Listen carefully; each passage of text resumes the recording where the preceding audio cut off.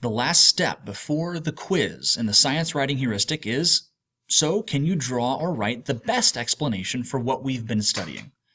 And that one can be first individual, and then you share them as a group.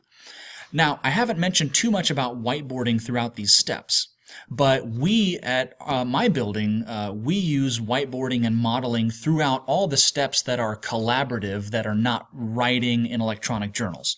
So anytime you're asked to gather data or to compare your data or to write some explanations of what we think just happened, that's all on whiteboards.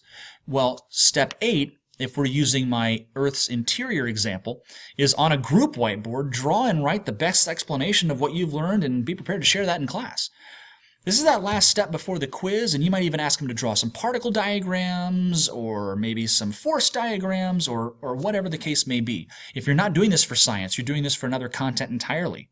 This might be, well, it's time to show me what you know about how an author used this type of voice in the narrative that they're writing.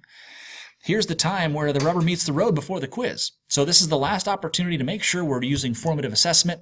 Check it out, get it right, and your review is done. You can quiz the next day. Now your quiz for the grade is going to look probably quite a bit different from your pre-posts that you did for growth.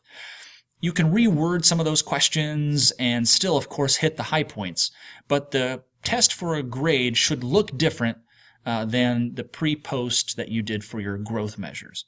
But that's it. That's the science writing heuristic. I hope you look forward to using it, and if you do, even your first time out, I guarantee you're going to see great results, and so will your students.